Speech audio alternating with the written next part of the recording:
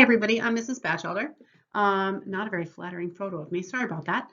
We are going to talk about trigonometric ratios and then we're going to use trig ratios to find missing sides. So this is video number 2. You saw one already on how to use your calculator or a table to evaluate trig functions. So this time we are going to take a look at or revisit SOHCAHTOA. That is our ratios for right triangles. So in right triangles, your sine is your opposite side over your hypotenuse.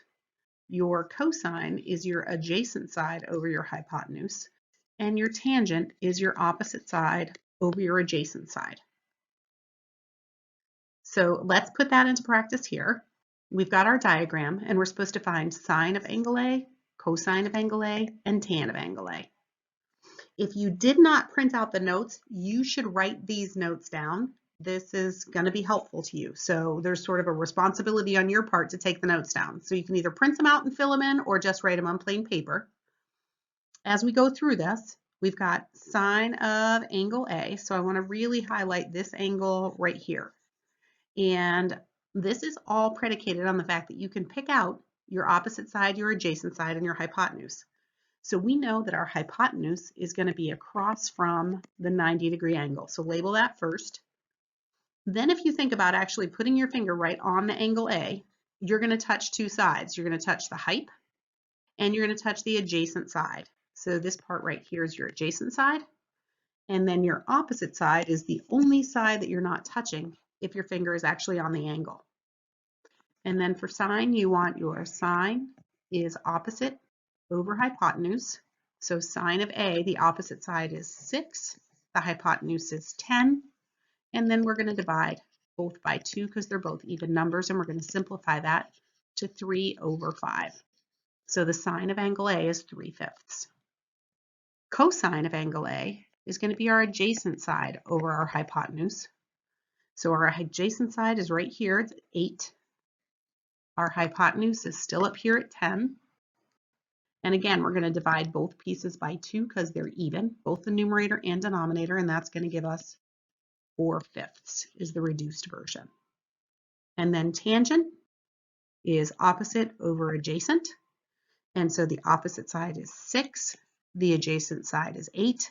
And when we reduce the numerator and denominator both by 2, we're going to get 3/4. Things get a little bit different.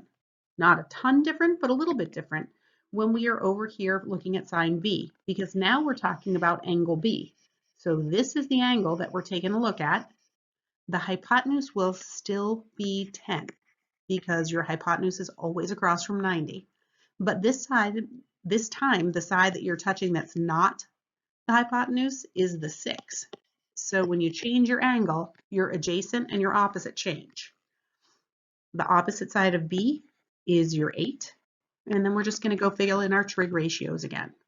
Sine is opposite over hypotenuse. I bet you can feel a poster coming on in your room.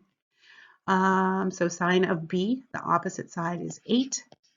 The hypotenuse is 10. And we're going to do our reducing again. And that's going to give us 4/5. Cosine is adjacent over hypotenuse. So the adjacent side is 6. The hypotenuse is 10. And we're going to divide both by 2, and we're going to get 3/5. And tangent is opposite over adjacent. The opposite side is 8. The adjacent side is 6. And when we reduce those fractions, we're going to get 4/3. All right, so now you're going to stop here. You are going to go to your Google Classroom and you're going to pull up the activity that says 9 practice problems using trig ratios. So you're going to do that next, okay?